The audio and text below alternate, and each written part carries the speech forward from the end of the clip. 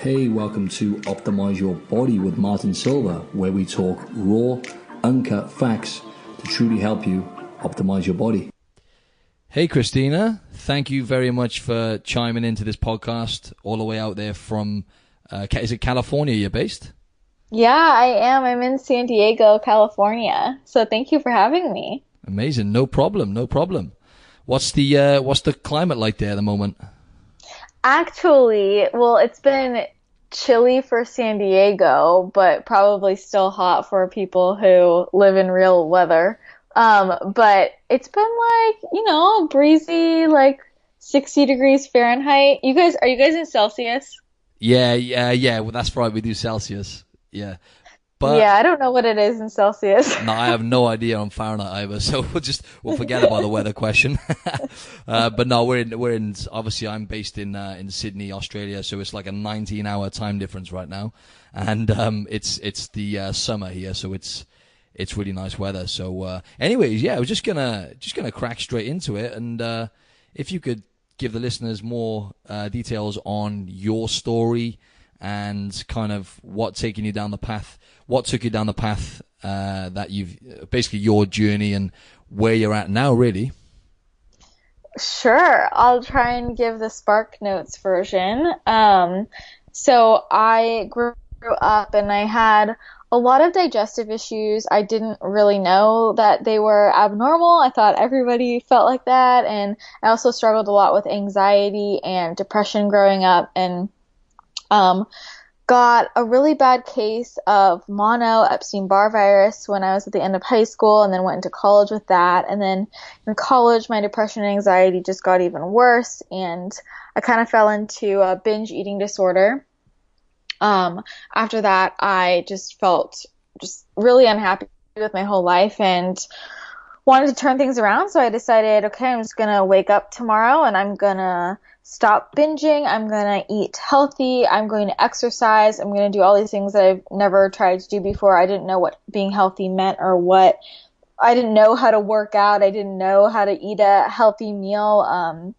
So I started diving into nutrition and fitness and kind of taking all the conventional advice. And at this time, I also decided to start trying to figure out what was at the root of my digestive issues, because I had realized by this point that no one else, some other people were, but that my digestive problems were not normal. I was dealing with a lot of bloating and constipation and just severe pain after I would eat most things. Shortly after that, I started to feel a lot better because I had cleaned up my diet a lot. I was working out, but still not really getting to the root of my digestive problems. And then I went on vacation and had a meal that sort of set me off. Like it's a trigger episode. And for about a week after that, I was just violently ill, and I had never been this ill in my whole life. And it was kind of after that my digestion really just stopped working. And I started slowly losing a lot of weight, and I was at the same time as I was still getting healthier. I became really obsessed with working out and eating clean, and my body just wasn't absorbing anything I was eating. So I was losing weight pretty quickly, and I started seeing a ton of different specialists, different nutritionists, but a lot of GIs, rheumatologists, endocrinologists, sports medicine experts, just all different types of experts I could get my hands on. And no one could really figure out what was going on with me. Eventually, my acupuncturist actually found out that I had a candida overgrowth. We figured out that was sort of one big thing causing me issues, but after I cleared that up, I was still struggling a lot. I dropped a lot of weight very quickly. So within about 3 months, I had gone from 120 pounds to 73 pounds. Wow. And yeah, it was pretty scary. And kind of during that whole time, emotionally, I went through, at the beginning, I didn't really recognize that I was losing so much weight, and I didn't really realize it was an issue. I had really bad body dysmorphia. And then it also kind of turned into some orthorexia, where I was just afraid of eating anything that wasn't, quote, clean enough, because I had by this point figured out how much certain foods were really, really hurting my body. Like I had figured out which foods would cause me severe pain. Slash, I felt like my whole life was kind of out of control, and I was obsessed with exercising because I felt like that was the one thing that I could control and the one thing that relieved my stress, I would say. Everything kind of spiraled out of control, and then I realized as I was losing so much weight, like, okay, I need to stop, I had to stop working out and add in more things into my diet. So then I kind of made that mental switch, but even despite making those changes and like consciously making an effort to eat a lot of food and be as inactive as possible, I was still dropping weight, which really scared me. And again, I ended up having to drop, I was in college at the time, I ended up having to drop out of college, because I just was spending so much time at the doctor's office. I was taking all of these random tests after test, different doctors. I was having an issue because a lot of doctors didn't believe me, and they just said I was anorexic and not eating, and I would have to bring people to vouch for me that I was eating food, and no one really understood. And then so during this whole time, I just decided to dive into the research for myself and learned a lot more about nutrition and gut health and how our guts can the health of our gut can affect our overall health. And finally, I went paleo and changed things in my lifestyle, and I was finally able to start putting weight back on. And then it was kind of like a healing journey from there. Eventually, I found a functional medicine doctor who was able to run some more tests, and I found out I had SIBO. Later, found out I had parasites, thyroid things, heavy metals toxicity. So I eventually figured out kind of what was at the root of it, but it took a long time. And just through that whole experience of I had to really be my own health advocate and had to do a lot of the research myself, and decided that I just didn't want anybody else to be in the same situation that I was in. That's why I decided to become a health coach and then a nutritional therapy practitioner. And now I like to help people figure out their own health issues and use diet and lifestyle and supplements to kind of naturally overcome their health issues and reach their health goals. And then that's also why I started my podcast, to sort of share the information I was learning with other people, because I just didn't want anyone else to feel. I felt very lonely when I was going through all of that, and I felt really like no one could help me and no one was helping me, is how I felt at the time. And I just didn't want anyone else to feel like that. So that's kind of how I reached where I am today. That's amazing. It's amazing that you've used your suffering to reach out and help other people. And I first found out about you through Mind Pump Media. So I know you featured on I love them. Those guys are legends. So I've said it time and time again on other episodes, but those guys kind of inspired me to start my own podcast and completely change my paradigm. Much like yourself, really, you had to learn yourself and do research. Well, actually listening to the Mind Pump podcast helped me learn so much about, taking a holistic approach and stuff. And I was just going to ask you then, can you just give it just a tiny bit more detail on what you changed with your diet? Because you said you changed over to a paleo way of eating. I have explained to the listeners what that is before, but if you could just explain to them like what you changed and what the paleo diet is in short, if possible. Yeah, well, it was funny because it wasn't like I wasn't eating that far off from a paleo diet to begin with, but a paleo diet is basically just all things whole food. So it's basically a diet centered on vegetables, fruit, healthy proteins, animal products, meat, eggs, fish, and healthy fats, avocados, nuts, seeds. So you're removing grains, legumes, sugar, alcohol, corn, soy, basically the inflammatory foods. And before that, I was eating very similar to that. Like my diet was mostly, vegetables and proteins, but it's very much more like bodybuilder style. Like I didn't really realize at the time the mistakes I was making with nutrition, because when I first started trying to get healthy, I was kind of just going off of bodybuilding.com and I was eating like Yeah, I was eating like lean protein and non-starchy veggies, which I mean, I dropped a ton of weight at the beginning and I felt great at first because that was a huge transformation from my diet originally, which like growing up and at the beginning of college, I was eating very much just your standard diet of like pizza, sandwiches, cupcakes, and cookies. Most people would love. Most Obviously, people listening to this would love that diet if they could get away with yeah, it. so that was a huge improvement. But I was also, I was eating like brown rice and quinoa, lentils, things like that. Mm. And especially when kind of what happened was when I found I had the candida overgrowth and had to heal from that, I had to go on an anti-candida protocol. And part of that protocol is you get some antifungal. So if anybody doesn't know, so candida is this yeast that you can find in the intestine, and it should be there, but when it's overgrown, it can cause a variety of symptoms.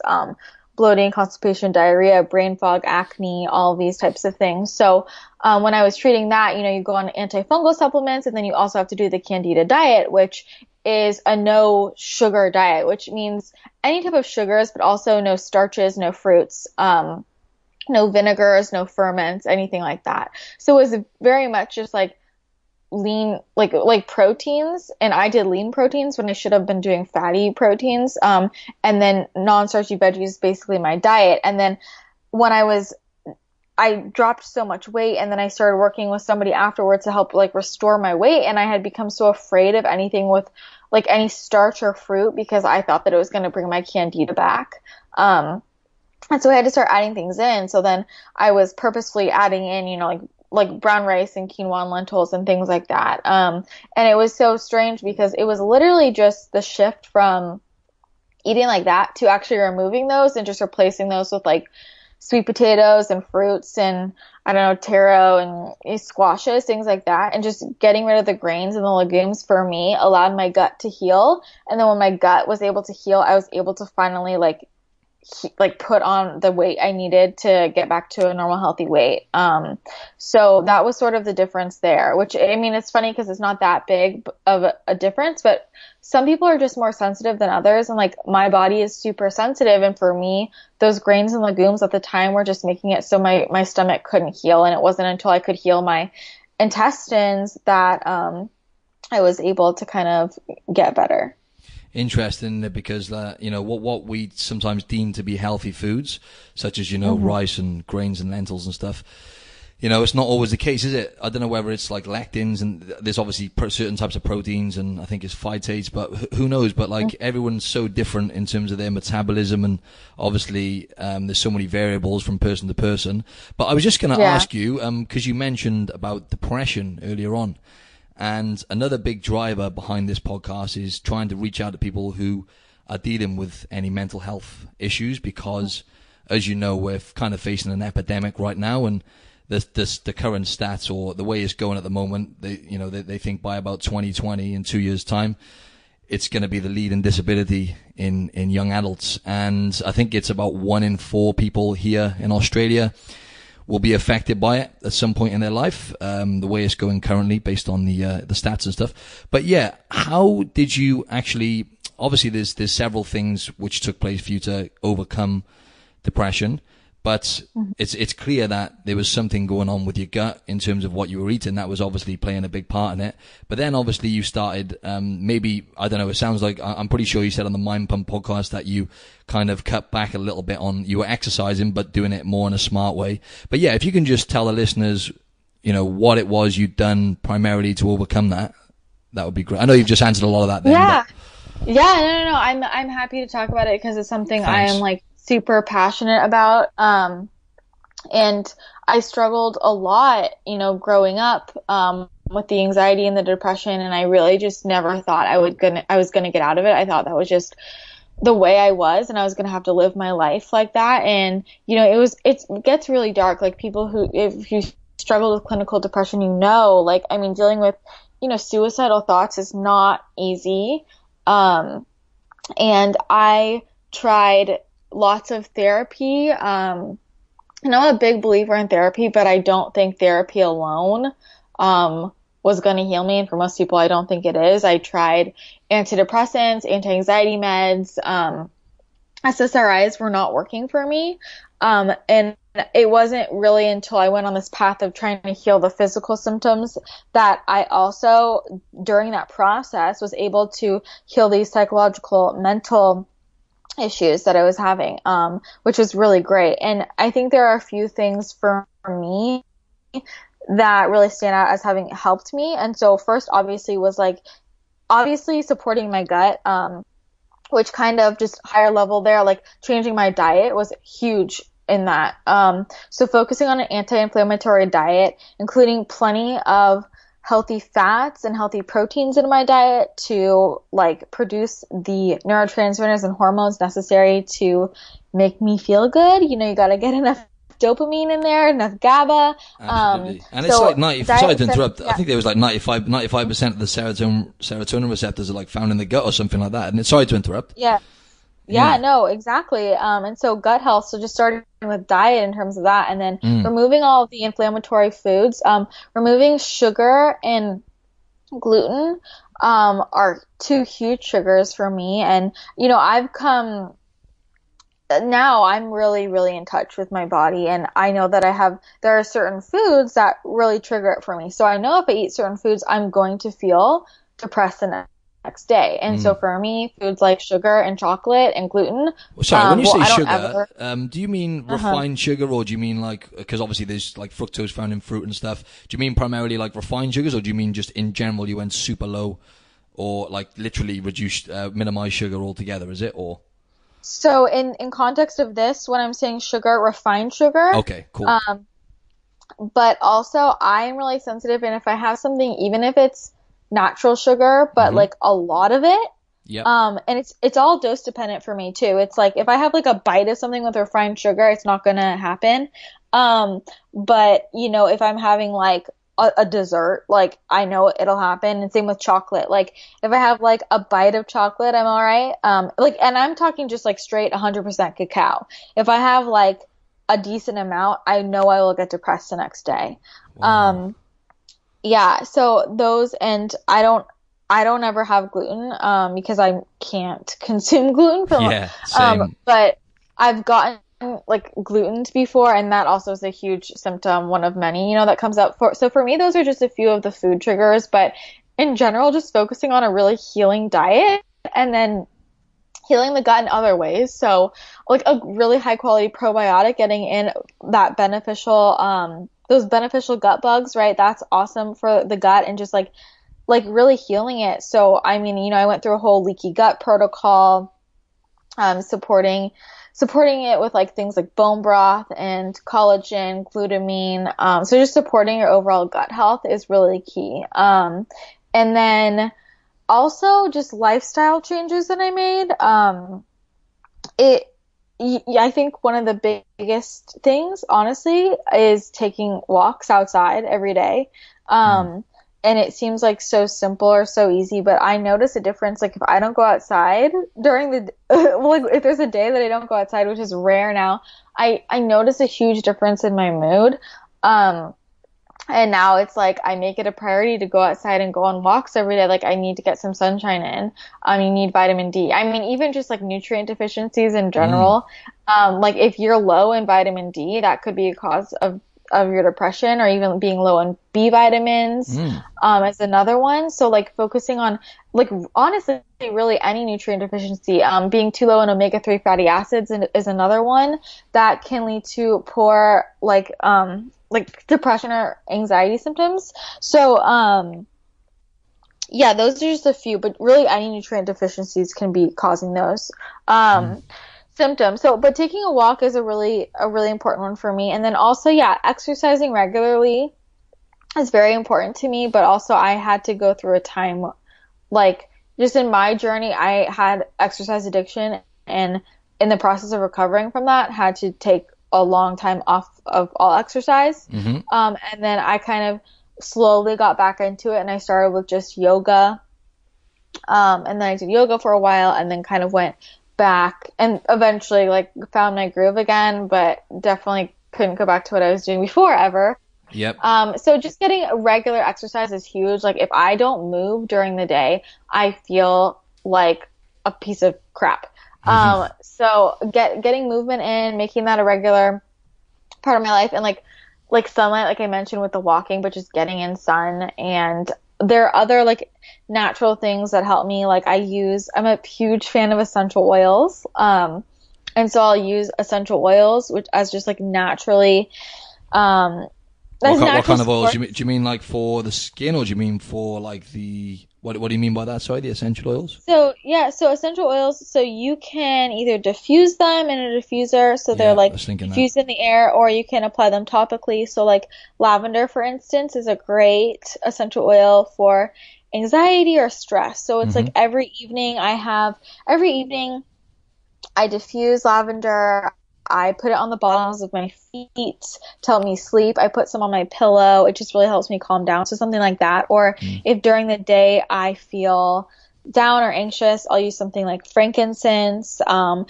Citrus oils are really uplifting, so great to just put you in a happy mood. So things like wild orange or lemon are really uplifting. So I like to use those as well. And then obviously therapy helped me a lot working through it. I mean, it's like I can talk about the things that I did in my life, but you have to get to what's bothering you, so there are also things that are upsetting me, right? And so working through those and making changes like I stopped hanging out with people who I didn't like, and I started to say no to things I didn't like, and I quit things that I didn't want to do.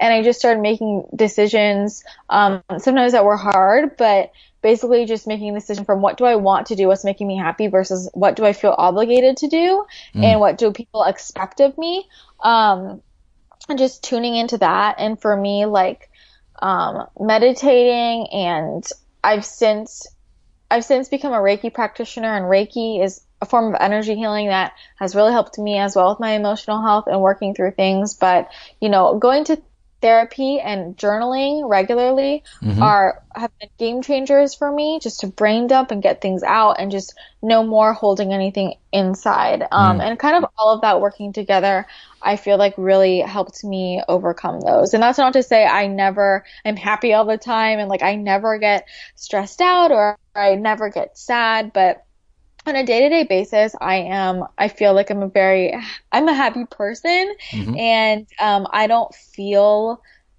like depression. When you have like clinical depression or anxiety disorder, it just feels like this cloud that's always hanging over you, and like that's just always your default state. And I don't feel like that it's that anymore. Like it's uncommon for me to feel that way now, and that's not like that's not my core being anymore, so it's really a freeing feeling to be able to break away from that, but I also know that I have to maintain the way I live my life in order to maintain my mental health. Yeah, exactly. And I guess based on what you're doing now, you've got a lot more purpose in your life now, because you're actually reaching out, and you're probably taking a lot of enjoyment from actually adding value to the world and helping other people. So on that note, I was just going to say, obviously you mentioned about briefly about Western medicine, and it's kind of tricky right now, because a lot of people, they'll go for help when they have obviously depression or any mental health ailments,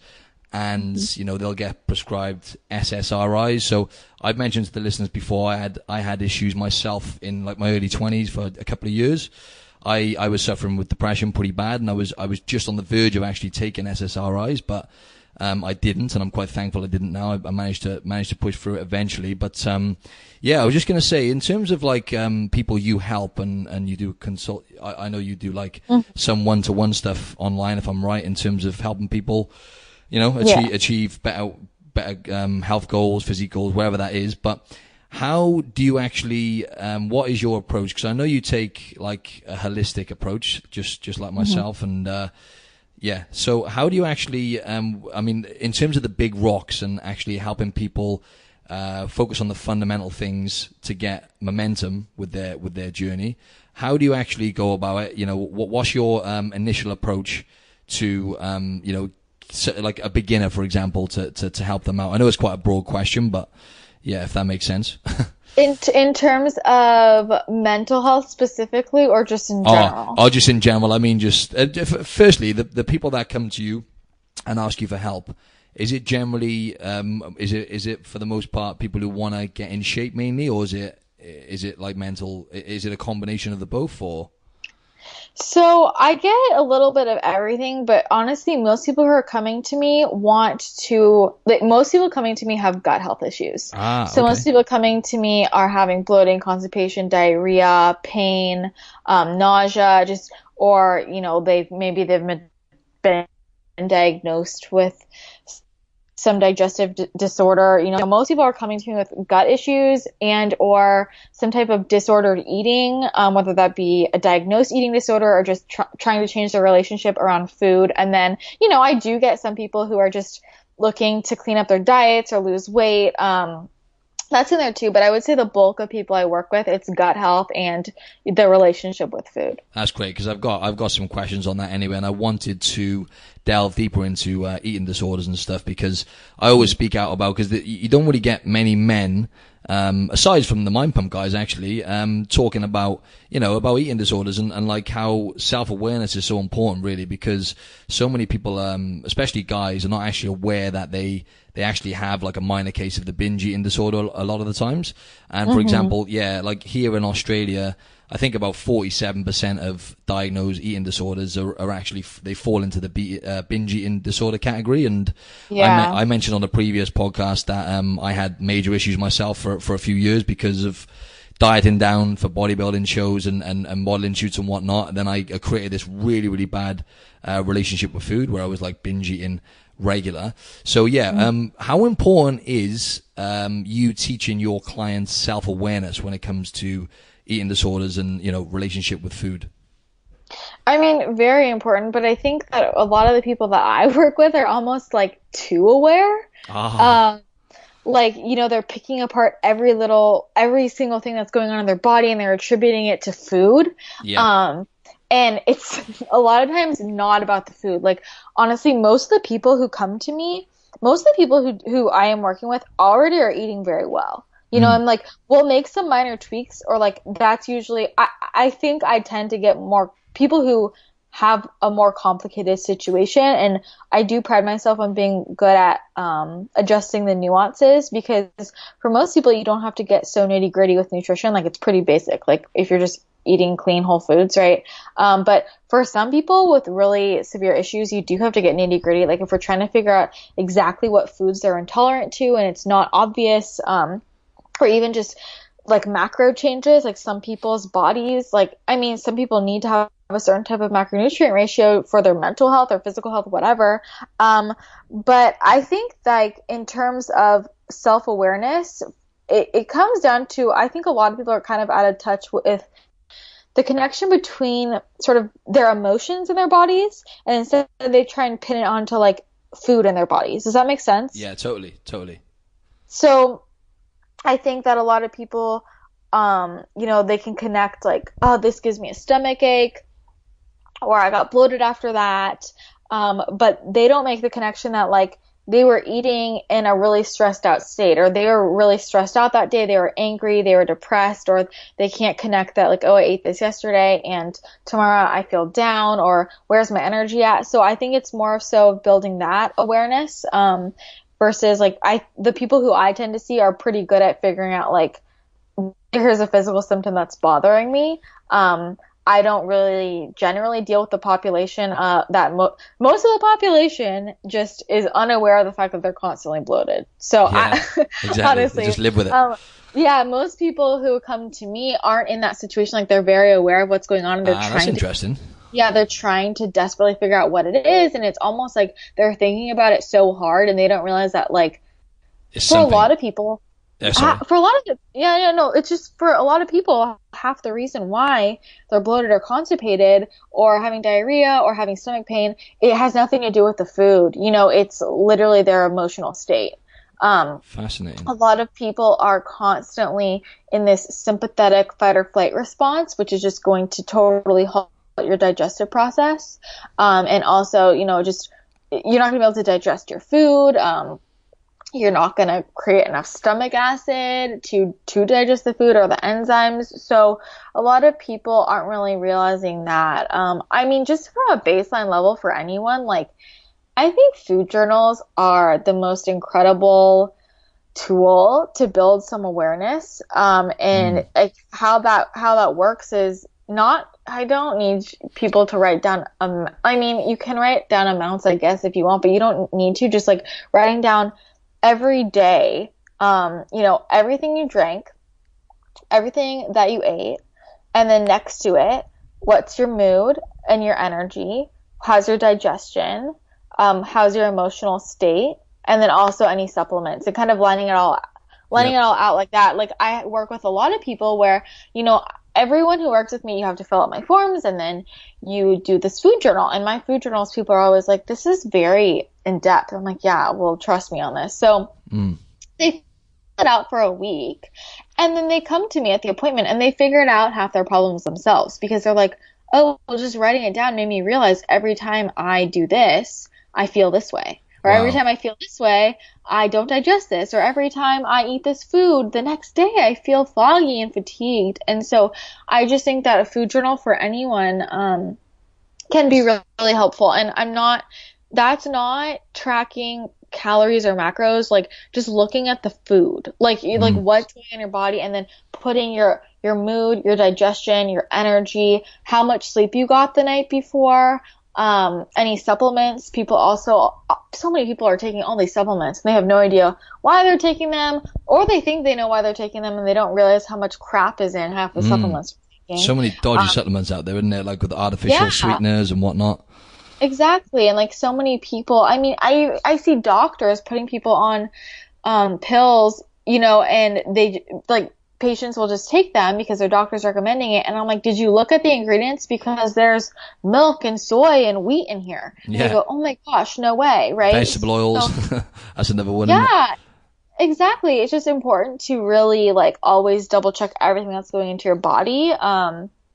To see if there's something that you don't want to be taking. And also, I see a lot of people over supplementing all the time. So I see people on like 20 supplements. And I'm like, why are you taking 20 supplements? Like it's so many confounding variables. And at some level you have to kind of like take everything back, get down to the bare bones, and then work from there to see what's causing the issues.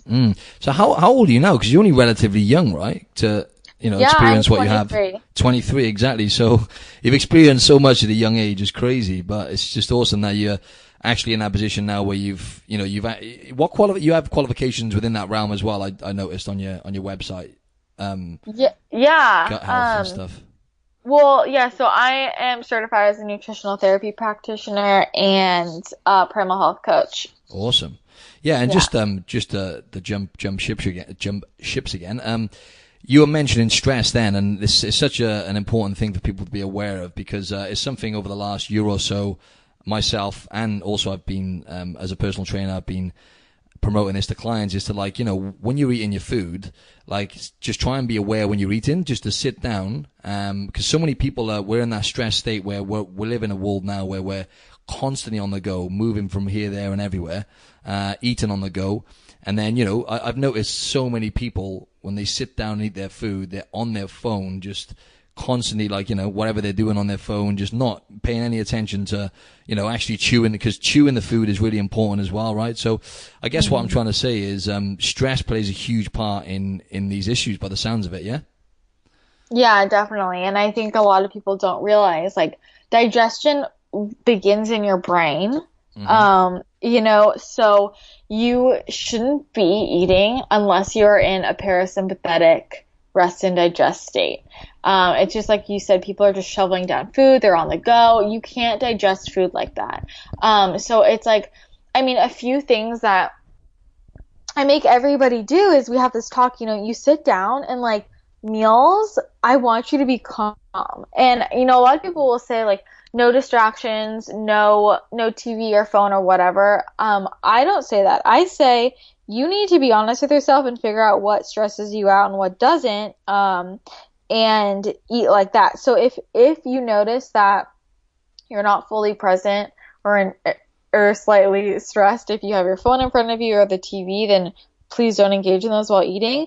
But I know plenty of people who they almost feel more stressed out, myself included, if I'm just eating in silence. So like for me, if I have the TV on, if I'm alone, like I am I'm calmer, I guess. And I'm able to be fully there. So I just want people to kind of be very present and, just taking like 5 deep breaths before you eat, like deep belly breaths will automatically help put your body into that parasympathetic state.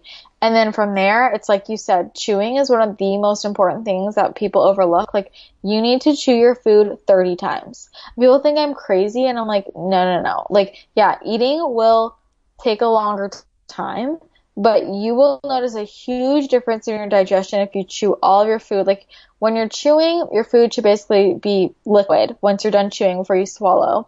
And then the other thing that helps a lot with digestion is like not drinking with your meals. So I don't like any of my clients to drink liquid with their meals unless they need to take some for any supplements they're taking. But even then, we want to use the minimum amount of liquid and try not to drink 15 to 30 minutes before or after the meals, just because it can really halt the digestive process and dilute your stomach acid.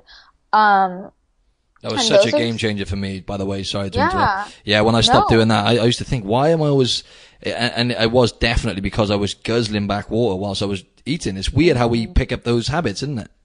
Yeah, exactly. I don't know why. I don't know why that became a thing, but horrible. Yeah, same for me. It's like will not drink water with it. Those are just a few like small changes that I think can really, really help, you know. Definitely. And I think the chewing is a big one. Like put your fork down in between bites, because I think people like, I don't know why everyone feels like they're on a race to eat. I'm like, calm down, man. Yeah, it's not going to run away from you. Exactly. We've got more food available to us than any other time in history, so I wouldn't panic. I know. Seriously. Yeah. Now, I was going to say the other thing you mentioned then about eating in front of the TV as well, because I had a woman who specialized in eating disorders on my podcast before, and she was saying that, and I never really thought of that until she mentioned it, and I thought to myself, wow, like actually I would say 90%, if I'm in the house, like most of the time, if I overeat, I'm sat in front of the TV, you know, and ever since I've stopped doing that, or at least reduced it, I definitely don't, it doesn't even, you're more mindless about it when you're in front of the TV, right? So it's like, yeah, well, yeah, a lot of people, it's what you said. It's like they're not being present and they're focused on the TV and just kind of like mindlessly eating and not even thinking about the food. But I think the big part of it is like we've built these associations. Like, yes. I think about going to the movies, right? Yeah, people just associate the movies with like popcorn and a soda or a slushie, you know, or like candy. Like that's just the association. Like we're going to go to the movies and have snacks, or like road trips and snacks. Like we've just made up these associations that don't really require it. And I think that like for me, I definitely notice that as well. Like, if I realized that I was the same way. Like anytime I was in front of the TV, I just felt this urge to eat for no reason. And I think part of that is the association. Part of it is like if you're watching TV late at night and you're being exposed to blue light and it's disrupting your circadian rhythm and making you want to eat because your brain is like, it's daytime. All of those different things. But then I went through a period where I like actively was like, I'm going to break this association. And now it's nice because it's like, I mean, I went to the movies yesterday and I didn't have a snack. Like I just went to the movies, and brought like tea, or like now I can watch TV and I don't think about I need a snack right now. So it's definitely possible to break the association, but I think, the first thing is becoming aware of it, because, you know, different people have different quote triggers to what's going to cause them to maybe, you know, binge eat. So recognizing that, like a lot of that is with stress as well. Like a lot of people, and that's what I did too. It's like you deal with your stress, you're just eating your feelings, and hoping it'll go away. Or like, you know, when people don't feel full in their lives, for instance, if they don't feel a sense of purpose or satisfaction, they will try and fill that with food. And those are just a few of the, you know, other reasons that people are often binging. So breaking those associations can help a lot. Yeah, and that's what I explain to people is, And actually, people laugh at me when I say it, but they've started realizing now, because it is just like a drug, really. It's like any other drug, whether it's, alcohol, hard drugs, whatever. A lot of people do use food as a drug, like it's a form of escapism, right? So it's just being aware that, are you actually hungry as well? But I was going to say about the cinema as well, because I've stopped actually eating in the cinema now. I'll normally eat, a good meal before, sometimes go out and eat, and then, but when I went the other day, I just, for the first time ever, I looked around just to see how many people were eating, and I kid you not, every single person in that cinema was eating something. God. And there's nothing, I don't want to make people feel guilty about it, but it's just like, sometimes just being aware of overeating, right? But I believe it. Yeah, sorry, I was going to ask you one more now. We're going into the nitty gritty here. I think I'm being a bit selfish. I'm trying to pick your brains a bit. I was going to say, awesome. I was going to ask you about eating before bed, because up until about maybe 6 months ago, I used to think, it's fine, it's totally fine. But I stopped doing it. I basically stopped eating before bed because I just noticed that my energy levels weren't great. So I thought maybe I'll just try that, and definitely 100%. It's made a huge difference to maybe it must be my sleep quality, but I try not to eat within about 3 hours before bed now. Is that actually is there some truth behind that, or? Yeah. Okay, so this is a fun topic. I like this topic because people ask me this all the time, and there was this like dieting myth, like don't eat after 7 p.m. because you'll get fat. Yeah. Okay, this is a lie, right? Like that's not true. Yeah. But there are other reasons why it can make people feel better to leave some time between eating and bed. Mm-hmm. Digestion requires a lot of energy. That's a process the body needs to focus on. And there also is an element of gravity to digestion. It's not huge, but just the fact that there's an element of gravity / it requires a lot of energy for our bodies to digest our food. You would want to do the most of that work before you are asleep, because if your body needs to digest all this food, when it's also supposed to be sleeping, sleep is the time to repair the rest of the body, right? So it's kind of that's why most people, when they eat before, too late or too close to bed, they'll wake up feeling pretty groggy and they don't feel that well, because you didn't get that good night's sleep because your body was so busy trying to digest, and the process was even harder because you were laying down horizontally rather than vertically. Even with cases of, are you familiar with small intestinal bacterial overgrowth, SIBO? Yep, I've heard of that. Yeah, so even there's a correlation between late night eating and SIBO. And the hypothesis behind that is because it's if you're eating and you're laying straight down, the food isn't moving through the digestive tract as quickly, and so it can stay up in the small intestine and ferment. Wow.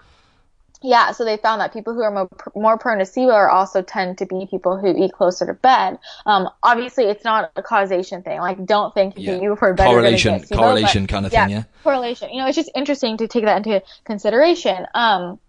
The other thing, though, is that I was actually just speaking with somebody else about that. When we talk about the circadian rhythm and getting back into the natural circadian rhythm and aligning that, actually, we think about light and exercise as being the main methods of entraining the circadian rhythm, right? You've heard of this. Yep. But actually, the strongest way to reset your circadian rhythm is by eating at certain times.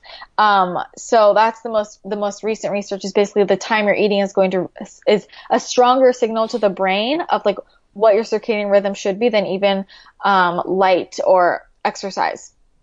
So one of the best ways to reset your circadian rhythm is to not eat after dinner, and to leave a few hours between dinner and bed. Okay, this being said, so obviously, there is definitely something to that, but I also deal with a population, obviously you're not struggling with this, but I deal with a population, I have a lot of women who have eating disorders, and a lot of people who are maybe underweight, or people who have been dieting for too long and are kind of getting their hunger signals back on track, and people with hormonal imbalances. Mm-hmm. And my thing is, I don't want it to become a regular pattern to always be eating right before bed, but I also don't want people to freak out if they get hungry before bed, and because people think, oh, I can't eat before bed.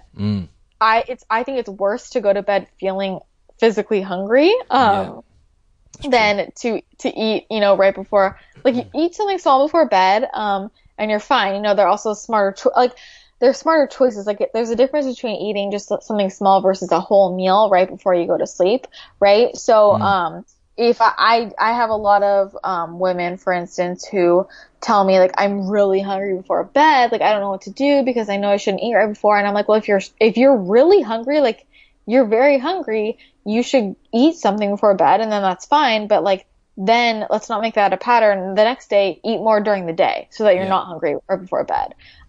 So I don't want to scare people into like if you are like very hungry before bed, that's also not good either, because if you're very hungry and just ignore that, you're leaving your body in the sympathetic state. It's very stressed out, and your body, when it's like that, can't repair during the night. And you also will probably wake up during the night and have disrupted sleep, because I also see a lot of people who cannot sleep all the way through the night, and that is a problem. If you aren't sleeping through the night, this means that your blood sugar is dysregulated, your cortisol is dysregulated. I see this a lot with people who don't eat enough the day before. They can't sleep through the night. So there's that too. So I would rather you eat something before bed and then be able to sleep straight 8 hours straight than go to bed hungry and then be waking up multiple times during the night. Oh, thanks very much. That was some great knowledge bombs there. I was just going to ask you about, in relation to exercise, you said you were overtraining before, and I'm kind of assuming that you're probably overdoing like cardio and intense style training. But also, I listened to one of your more recent episodes on the Mind Pump media, and I think you've started lifting weights now, right? Which is something I'm all for. Obviously, in where I'm at now, I've been lifting weights for probably about 17 years, and it's very, very important for overall health, as well as people who want to look better aesthetically. So, have you noticed a difference in terms of changing the way you train, when it comes to lifting weights? Have you noticed a difference in terms of your metabolism, I don't know, your hormones, your physique? Well, so actually that's not what happened, because when I was overtraining, I was lifting weights. So okay. I never really went through a cardio bunny stage. Like I was lifting weights, then I would do cardio like twice a week. But the majority of my training, like I was lifting weights 4 times a week. And then on 2 days I would do cardio. I see. Yeah. And it was just too much for my body. And I think now, like my exercise routine at the time, probably for certain people, like I'm sure plenty of people do the exact same thing, or if not way more, and they're fine. But like for my body at the time, when I was not digesting food, it was way too much, and my adrenals, it was way too much on my body. But what I had changed is, I was doing more of a split type thing, and now I'm more full body ish. And also the Mind Pump guys, I never was somebody who lifted super heavy. Like I'd say I was lifting like moderately heavy weights, but I never I used dumbbells. I never used a barbell. And then recently, I still work out from home. But the Mind Pump guys, they got me to start lifting some actually heavier weights. Strength training.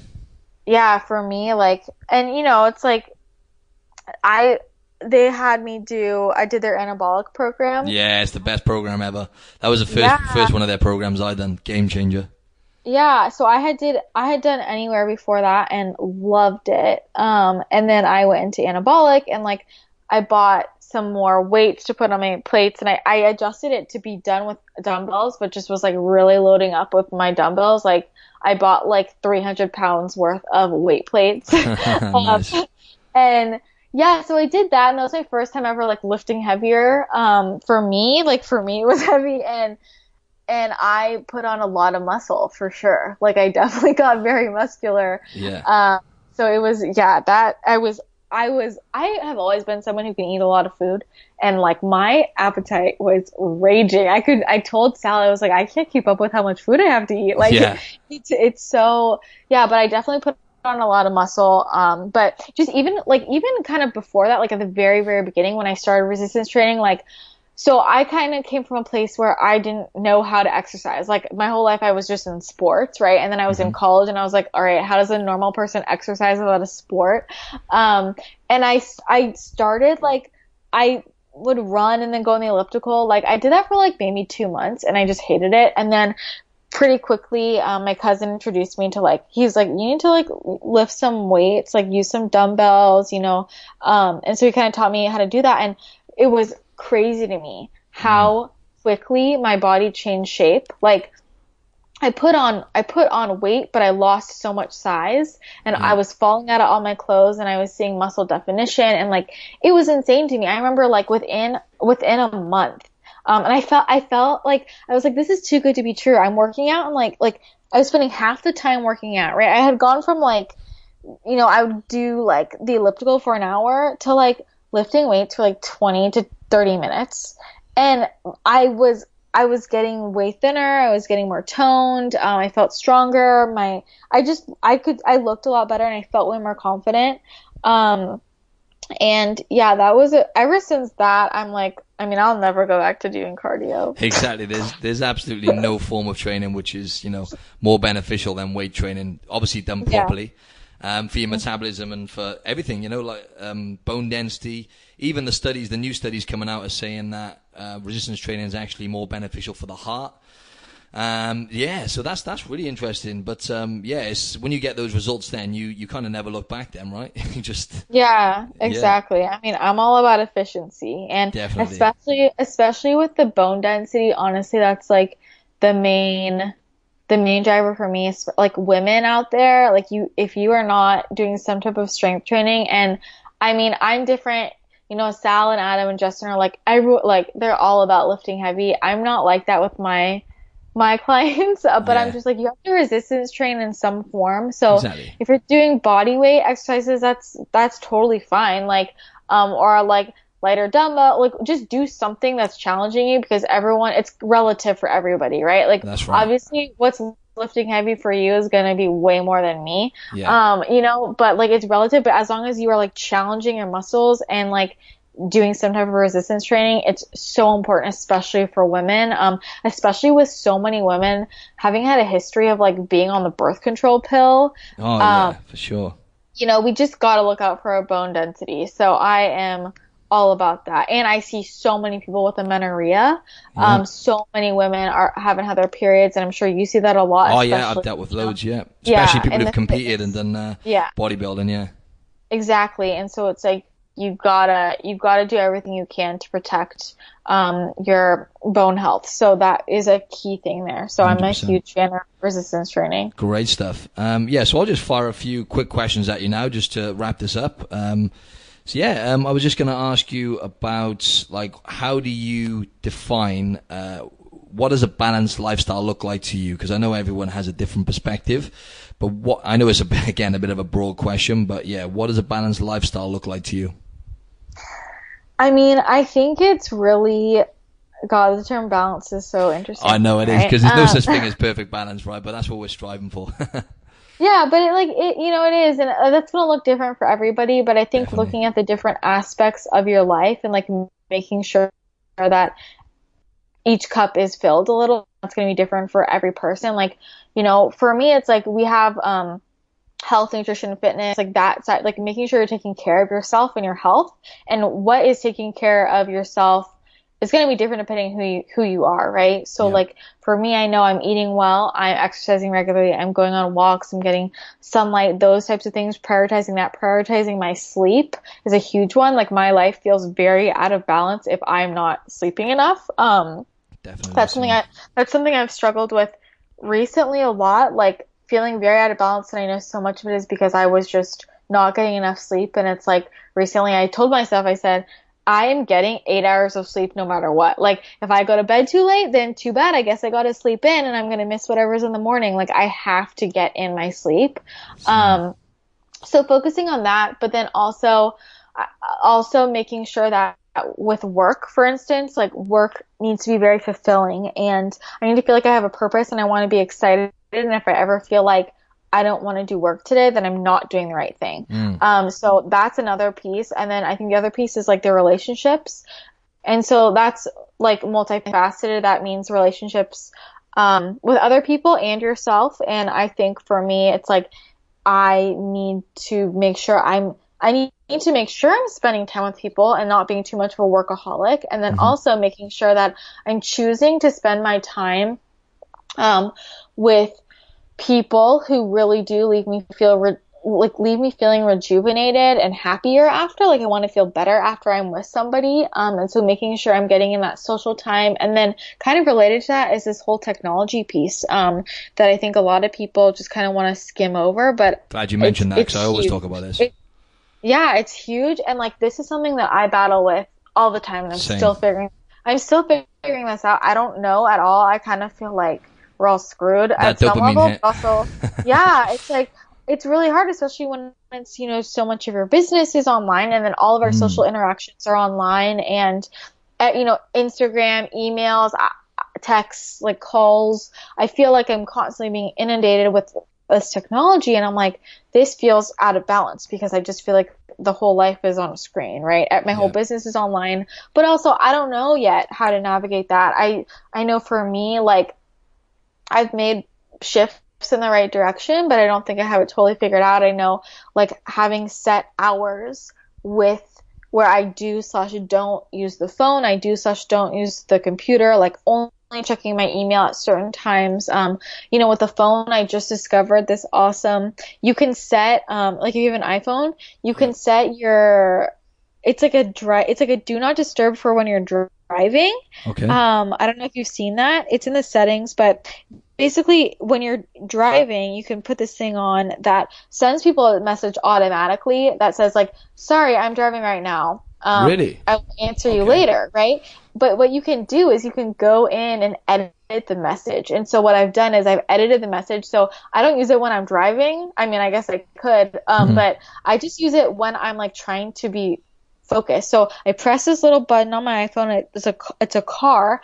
And when that goes on, my phone goes on airplane mode. Like I don't receive any incoming messages, and anybody who texts me during that time will get an automatic text message back from me.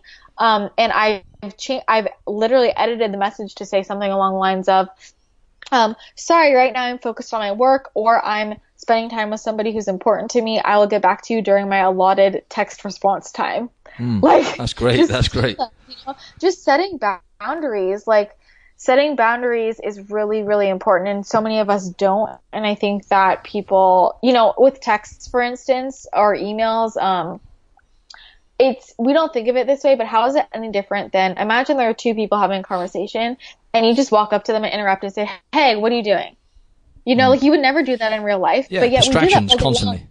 Yeah, we do that all day long with the text. It's like maybe I'm doing something and then I get a message, hey, what are you doing? Like, hey, can you help me with this? Hey, like all these questions. And it really is a distraction and an interruption. And I think a lot of us, without realizing it, have learned to feel a little bit too entitled to other people's time, like myself included. Like, you know, every time I shoot a text message, I'm not thinking about what is this person doing right now? Is this going to disrupt them?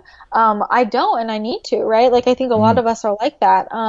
So I think just learning to draw more boundaries in terms of the technology, and a lot of that is just on ourselves. Like, it's hard for us to draw limits, but it's really important. So I think having all of those different factors, kind of just like doing what you can for each of those is really important for me to feel balanced. 100%. It's like a big experiment, and then like there's going to be some long-term repercussions if you don't kind of monitor that. That's for sure.